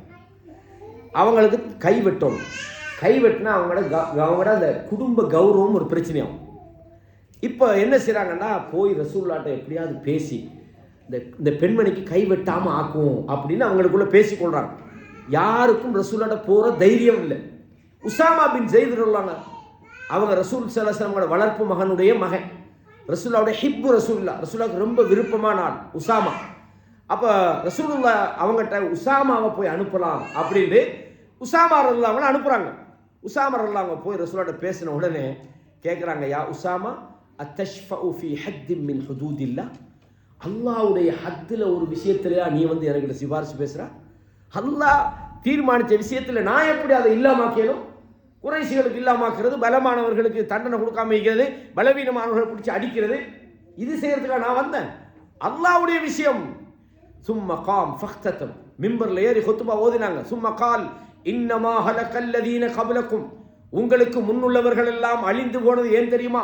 அன்னஹும் இதா கானு இதா சரக ஃபீஹிமு ஷரீஃபு தரகூஹு, அவர்களிலே கண்ணியமானவன் திருடி விட்டால் அவரை விட்டு விடுவார்கள். வைதா சரக பிஹிம் ஃபீஹிமு ضعீஃபு அகாமு அலைஹில் ஹத், பலவீனமானவன் களவெடுத்தா அவனை பிடிச்சி விட்டுரு, அவனுக்கு தண்டனை கொடுக்கிறது.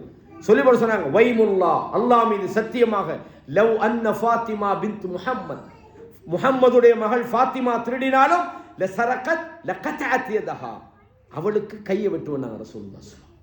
எனவே நீதின்றது இதுதான்.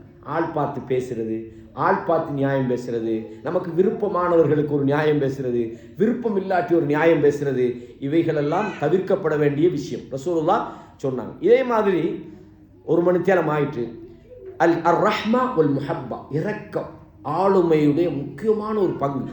ஒரு மனிதன் ஆளுமையானவன் என்று சொல்லணும்னா அவன்கிட்ட இரக்கம் இருந்தால் தான் ஆளுமையானவன்.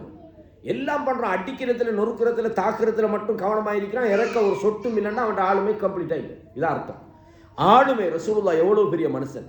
ரசூலுல்லாஹ் என்ன சொன்னாங்க? அர் ராஹிமூன் யர்ஹமுஹுமுர் ரஹ்மான், இரக்கம் யார் காட்டுறாங்களோ அவர்களுக்குத்தான் அல்லாஹ் இரக்கம் காட்டுகிறான். இர்ஹமூ மன் ஃபில் அர்த், பூமியில் உள்ளவர்கள் அல்லது உள்ளவைகளுக்கு நீங்கள் இரக்கம் காட்டுங்கள். யர்ஹம்கும் மன் ஃபிஸ் ஸமா, வானத்தில் உள்ளவன் உங்களுக்கு இரக்கம் காட்டுவான். இரக்கம் என்பது ஒரு ஆளுமையினுடைய முக்கியமான அடையாளம். ஒரு சந்தர்ப்பத்தில் ரசூலுல்லாஹ் தன்னுடைய பேரப்புள்ள ஹசன் இப்னு அபி தாலிபை தூக்கி முத்தமிடுறாங்க. அதில் இந்த அக்ரா இப்னு ஹாபிஸ் போன்றவர்கள் வந்திருக்கிறாங்க. கேட்டாங்க, அத்து கப்பிலூன சுபியானக்கும், நீங்கள் பிள்ளைகளுக்கு முத்தமிடுவீங்களா அப்படின்றாங்க. அப்போ ரசூலுல்லாஹ் சொன்னாங்க, நாங்கள் முத்தமிடுவோம். அப்போ அக்ரா இப்னு ஹாபிஸ் சொல்றாரு, இன்னலி அஷரத்தன் மினல் வலத், எனக்கு 10 பிள்ளை இருக்கிறாங்க. மா கப்பல்து மின்ஹும் அஹத, ஒரு நாள் நான் ஒரு பிள்ளையை போய் முத்தமிட்டதில்லை. ரசூலுல்லாஹ் என்ன சொன்னாங்கன்னா, மல்லா யர்ஹம் லா யுர்ஹம், யார் இரக்கம் காட்டலையோ அவன் இரக்கம் காட்டப்பட மாட்டான். இரக்கம் தான் மனுஷன் பேசிக். ரசூலோட வாழ்க்கையில் அதை நீங்கள் நிறையவே பார்க்கலாம். ரசூலுல்லாஹ் சொன்னாங்க, லா துன்ஸு ரஹ்மத்து இல்லா, எவன்கிட்ட இரக்கம் எடுக்கப்படுமோ அது துர்ப்பாக்கியசாலி தான், இரக்கம் இழந்து போவான் என்று ரசூலுல்லாஹ் ஸல்லல்லாஹு அலைஹி வஸல்லம் அவங்க சொன்னாங்க. அதில் பெரியதான் இந்த தாய் சம்பவம் சம்பந்தமாக நான் உங்களுக்கு சொன்னேன் தானே. ரசூலுல்லாவுடைய இரக்கத்தை பாருங்கள். அந்த சமூகத்தை அழிக்க விரும்பலை. என்னை அடித்து போட்டாங்க, எனக்கு ரத்தம் ஓடி போட்டாங்க, இவங்களுக்கு என்னமா செய்யணும், யாராவது நம்மளுக்கு ஒன்று சொன்னால் அதுக்கு எதிராக என்னமா செய்யணும்னு தான் நம்மளோட மனசு தோணும். நம்மளை யாராவது அடித்து போட்டால் நம்ம விடுவோமா? காக்காக்கு கூப்பிடுவோம், தம்பியை கூப்பிடுவோம், போலீஸில் பெரியவனை கூப்பிடுவோம், டிஃபென்ஸ் மினிஸ்டர் வரைக்கும் போக கிடைச்சாலும் போவோம். என்னை இவனு சும்மா விடப்படா, இவனுக்கு ஒரு பாடம் காட்டணும், நான் யாருன்னு இவனுக்கு காட்டணும். ரசூலுல்லாஹ்க்கு அது ஒரு பெரிய ஒரு பலன் தானே. வானவர்கள் வந்து மலையை பெருட்டி விடணும்னா ரசூலுல்லாஹ் எவ்வளோ ஹைலைட் ஆகிருப்பாங்க. அன்றைக்கு மக்காவுக்கு திரும்பி வரும்போது பயந்து நடுங்கிப்பாங்க. இந்த தாய்வுல இந்த மாதிரி ரசூலுல்லாஹ்க்கு புகழ் தேவையில்லை, தன்னை கண்டு மக்கள் பயப்படணும்னு அவங்க நினைக்கல. எந்த அளவுக்குன்னு சொன்னால், தாய்களை சொல்கிறாங்க அந்த தலைவர்கள்கிட்ட, நீங்கள் சொல்கிறத நான் சொல்கிறத நீங்கள் ஏற்றுக்கொள்ளலை, நீங்கள் ஏற்றுக்கொள்ளலைன்றதை நீங்கள் வெளியில் காட்டிக்கொள்ளாமல் எனக்கு எதிர்ப்பு தெரிவிக்காமல் நீ அனுப்புங்கண்டாங்க. அதை தாண்டி தான் அந்த மக்கள் அநியாயம் பண்ணாங்க. அவ்வளவு செஞ்சும் கூட ரசூலுல்லாஹி ஸல்லல்லாஹு அலைஹி வஸல்லம் என்ன சொன்னாங்க தெரியுமா? மலையை புரட்டி அவங்களை அழிச்சிடாதீங்க. அர்ஜு ஐ யுஹ்ரிஜல்லாஹு மின் அஸ்லாபிஹிம் மை யஅ்புதுல்லாஹ வஹ்தா லா யுஷ்ரிக் பிஹி ஷைஅன். எனக்கு ஒரு ஆசையாக இருக்குது, இவங்களோட சந்ததிகளில் இருந்தாவது அல்லாவை மட்டும் வணங்குகிற ஒரு சாரார் வரணும்னு ஆசைப்படுறாங்க. சந்ததிகள் என்ன, அவங்களே அல்லாஹ் தஆலா மாற்றினானா இல்லையா? அப்போது இரக்கம் என்பது ஒரு ஆளுமையினுடைய மிகப்பெரிய ஒரு அடையாளம்ன்றதை பார்த்துக்கொள்ளணும். இதே மாதிரி தாராளமாக நடந்து கொள்வது, அல் கராமா ஒல் ஜூத், அதாவது இந்த கஞ்சத்தனம் நல்ல மனுஷனுக்கிட்ட வரப்படாது, இருக்காது. தாராளத்தன்மை என்பது அதில் அர்த்தம் வந்து நம்மகிட்ட இருக்கிற எல்லாத்தையும் தூக்கி கொடுக்கணுன்றதல்ல. சில சந்தர்ப்பம் வரும். அபூபக்கர் சித்திக் ரலியல்லாஹு அன்ஹு செஞ்சது போல, உமர் பின் கத்தாப் செஞ்சது போல. தபூக் போரில் மிகவும் வறுமையான ஒரு நிலைமை. ரசூலுல்லாஹ் சொன்னாங்க, தபூக்கு என்னமா கொண்டுட்டு வாண்டாங்க. அபூபக்கர் வாரார், யா ரசூலுல்லாஹ் வீட்டில் என்ன வச்சுட்டு வரீங்க, அல்லாஹ்வும் தூதரும் தாண்டாங்க, வழங்குதா? ஆனால் ரசூலுல்லாஹ் யாருக்கும் சொல்லலை, எல்லாத்தையும் கொண்டு வாங்க. ஆனால் அதை தாண்டி நபித்தோழர்கள் உயிரே கொடுத்தாங்கன்னா பொருளெல்லாம் என்னங்கிட்டு. அப்போ தாராளமாக நடந்து கொள்கிற அந்த தன்மை அல்லாஹ் சொன்னான், ஒமா துன்ஃபிகு மின் கைரின் ஃபலி அன்ஃபுசிக்கும், நீங்கள் நல்ல விஷயத்தில் எதை செலவிட்டாலும் நீங்கள் செலவழிக்கிறது அது உங்களுக்குத்தான் நன்மையாக இருக்கும். ஒமா துன்ஃபிகூன இல்ல இப்திகாஅ வஜ்ஹில்லாஹ், அல்லாஹ்வுடைய திருமுகத்துக்காக நீங்கள் எதை செலவிட்டாலும், ஒமா துன்ஃபிகூன மின் கைரின், நல்லவைகளுக்காக நீங்கள் எந்த ஒன்றை செலவிட்டாலும், யுவஃப இலைக்கும் வஅன்தும் லா துظلمون, உங்களுக்கு அல்லாஹ் முழுமையாக அதற்கு கூலி தருவான், நீங்கள் அநியாயம் இழைக்கப்பட மாட்டீர்கள். அல்லாஹ்வுடைய தூதர் ஸல்லல்லாஹு அலைஹி வஸல்லம் அவங்க இதோட இந்த சப்ஜெக்டோட முடிச்சிடும். மா சுஇல ஸல்லல்லாஹு அலைஹி வஸல்லம் அனில் இஸ்லாமி ஷைஅன் இல்லா ஆதா. எந்த ஒன்றை ரசூலுல்லாஹ்ட்ட போய் கேட்டாலும் இல்லை என்று அவங்க சொல்ல மாட்டாங்க. அதனால தான் அபூதர் கிஃபாரின்னு ஒரு நபித்தோழர் இருந்தார். அவர் ஜக்காத்து சம்பந்தமாக வந்த ஒரு வசனத்தை அவர் பிழையாக விளங்கிட்டு இருந்தார். எந்த வசனம்? வல்லதீன யக்னிஸூன ذஹப வல்ஃபில்லத வலா யுன்ஃபிகூனஹா ஃபீ ஸபீலில்லாஹ். யார் தங்கத்தையும் வெள்ளியையும் சேர்த்து வச்சுக்கிட்டு அல்லாஹ்வுடைய பாதையில் செலவு செய்யாமல் இருக்கிறார்களோ அவர்களுக்கு யௌம யுஹ்மா அலைஹா ஃபீ நாரி ஜஹன்னம், நரகத்தில் அந்த தங்கங்கள் எல்லாம் உருக்கப்பட்டு ஃபதுக்வா பிஹா ஜிபாஹுஹும். ஜிபாஹ்னா என்னது? ஜபஹத்துல புளூரல் ஜிபாஹு, நெற்றிகளிலும், ஒ ஜுனூபுஹும் அவர்களுடைய விலாப்புறங்களிலும், ஒ துஹூருஹும் அவர்களுடைய முதுகுகளிலும் அவர்களுக்கு ஒத்தனம் போடப்படும். உருக்கி அல்லாஹ் காய்ச்சி அயன் பண்ணி விட்டுவான். அல்லாஹ் சொல்றான், ஹாதாமா கனஸ்தும் லி அன்ஃபுசிக்கும், இதுதான் நீங்கள் உங்களுக்காக சேர்த்து வைத்தது. அல்லாஹ் சொல்றான், அனுபவிங்கன்றான். இந்த வசனத்தை அபூதர் கிஃபார் என்ன தங்க வெள்ளி ஒரு பவுன் கூட வீட்டில் வச்சிருக்கீங்கன்னா, ஏன் இப்படி அபூதர் கிஃபார் ஒரு விளக்கத்துக்கு வந்தாங்க தெரியுமா? ரசூலுல்லாவை பார்த்தாங்க, ப்ராக்டிக்கலாகவும் ஒன்றையும் சேர்க்கலை. ஒரு முறை சொன்னாங்க, அபூதரே உஹுது மலை தெரியுதான்னு கேட்டாங்க. தெரியுது யார சொல்ல. இவங்க நினைக்கிறாங்க என்ன சரி ஒரு வேலைக்கு அனுப்ப போகிறாங்கன்னு. வேலைக்கெல்லாம் அனுப்பலை. இந்த உஹுது மலை தங்கமாக மாறி நான் என்ன செய்வேன் தெரியுமாண்ணா, எனக்கு கொஞ்சம் கடன் நிற்குது, அதையெல்லாம் நான் முதல்ல கொடுத்துருவேன். கொடுத்துட்டு வலதுபுறம் இடதுபுறம் அப்படியே செலவழிச்சிருவேன்னாங்க. அப்போ இந்த அபூதர் கிஃபாரியுடைய பாயிண்டெல்லாம் இதுதான். ரசூலில் எங்கேயும் நான் கொஞ்சத்தை பிள்ளைகளுக்கு வைப்பேன், வீட்டில் சேர்த்து வைப்பேன், நம்ம மூத்தா போனதுக்கு போகிறோன்ட்டு ஒரு வார்த்தை சொல்லலையே. அந்த விளக்கத்தால் தான் இந்த வசனத்தை அவங்க அப்படி எடுத்தாங்க. விளங்குதான் சொல்கிறேன். சும்மா இந்த விளப்பம் இல்லாமல் சும்மா குர்ஆன் ஹதீஸ் தெரியாமல் அபூதர் அப்படி அவர் சில இத்தியாஸ் பண்ணினார் அந்த மாதிரி விஷயங்களை வச்சு. ஆனால் ஜக்காத்துக்குரிய விஷயங்கள் தான். அதில் இமாம்கள் ஒரு கருத்தில் இருக்கிறாங்க. அப்போ ரசூலுல்லாஹ் எந்த அளவுக்கு சொன்னால், ஒரு மனிதர் வாரார், அதாவது ஹுனைன் போரில் நிறைய அள்ளி அள்ளி கொடுப்பாங்க. ரசூலுல்லாஹ் அள்ளி அள்ளி கொடுப்பாங்க.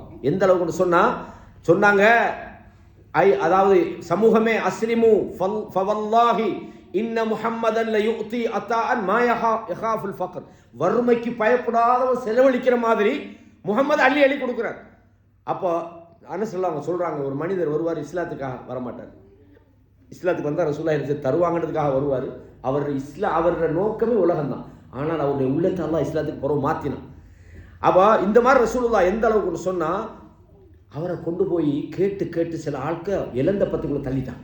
இழந்த முள்ளு அவரோட சால்வை இழந்த பத்தை அந்த முள்ளில் கொழுவிட்டு சொன்னாங்க, என்னுடைய தூணி விதாயி, என்னோட சால்வையை கொஞ்சம் எடுத்துத்தாங்கப்பா, இந்த இழந்த முள்ளு அளவுக்கு எனக்கிட்ட இருந்தாலும் நான் உங்களுக்கு தராமல் இருக்க மாட்டேன், நான் கஞ்சனெல்லாம் இல்லைப்பா, எனக்கு எடுத்துத்தாங்கண்ணா. இந்த மாதிரி ரசூலாட்ட வந்து ஒரு நஜிது பிரதேசத்தை சேர்ந்த ஒருவர் வாது போட்ட போர்வை இழுத்த இழுவையில் அப்படின்னு முதுவெல்லாம் அப்படி செவந்துட்டு, யா முஹம்மத் முர்லி மின் மாலில்லா ஹிந்தக், அல்லாஹ் தந்ததில் எனக்கு தர சொல்லு அப்படின்னு சொல்கிறாரு. சஹாபாக்கள் இவர் அடிக்க வேணான்றாங்க, சிரிச்சுட்டு கொடுங்கன்றாங்க. எனவே இதுதான் ரசூலுல்லாவுடைய இந்த ஆளுமையினுடைய முன்னுதாரணம். இதெல்லாம் நமக்கு ஒரு முக்கியமான ஒரு விஷயம். அப்போ இந்த விஷயங்களெல்லாம் ஒவ்வொரு தலைப்பில் பேசப்பட வேண்டிய விஷயங்களை நான் சின்னதாக உங்களுக்கு விளக்கப்படுத்திக்கிட்டு போகிறேன். அப்போ அதே மாதிரி அல் அமானா, நம்பிக்கைக்குரியவராக ஒரு திகழ்வது, அதே மாதிரி அல் நவாஃபா ஒத்தஹூர் ஒத்தஹாரா, சுத்தமாக இருப்பது, துப்புரவாக இருப்பது, நல்ல வார்த்தை பேசுவது, அதே மாதிரி இந்த உலகத்துக்கும் மறுமைக்கும் இடையிலான சமநிலையான போக்கை கையாளுவது, அல்லாஹ்வுடைய வழியிலே மனிதர்களை அழைப்பது, இது போன்ற விஷயங்கள் ஆளுமைக்கான ஒரு அடையாளம் என்பதை நாங்கள் புரிஞ்சு கொள்ளணும். இந்த நான் சொன்ன விஷயங்கள் எல்லாம் ஒரு மனுஷன்கிட்ட இருக்குதுண்டா அவர் தான் ஆளுமை மிக்கவர். பொய் சொல்கிறாரு, வாயை திறந்தா பொய் சொல்கிறாரு, மோசடி செய்கிறாரு, சீட்டிங் பண்ணுறாரு, ஏமாத்துறாரு, நல்ல குணம் இல்லை அவர்கிட்ட, மக்கள் அவரை போய் சந்திக்கிற அளவுக்கு அவர் மக்களோட தாராளமாக நடந்து கொள்கிறார் இல்லை, இதெல்லாம் அவர்கிட்ட இல்லைன்னா அவர் ஆளுமைன்னு சொல்கிறது நம்மளை நாமளே ஏமாற்றி கொண்ட ஒரு விஷயம். எனவே கண்ணியமான இஸ்லாமிய சகோதரர்களே, அல்லாஹு தஆலா நம்ம எதையெல்லாம் கேட்டோமோ அதை வாழ்க்கையில் நடைமுறைப்படுத்தக்கூடிய உண்மையான ஈமானும் நல்ல பண்பாடுகளும் உண்மை பேசுகின்ற தன்மையும் நான் சொன்ன இந்த தன்மைகளை உடைய ஆளுமை மிக்கவர்களாக அல்லாஹ் எங்களை ஆக்க வேண்டும் என்று எனக்காகவும் உங்களுக்காகவும் அல்லாஹ்விடத்திலே பிரார்த்தனை செய்கிறேன். ஹாதா மா இந்தி வல் இல்மு இந்தல்லாஹ் வ அகூலு கௌலி ஹாதா அஸ்தக்ஃபிருல்லாஹ லி வ லக்கும் ஃபஸ்தக்ஃபிரூஹு இன்னஹு ஹுவல் கஃபூருர் ரஹீம்.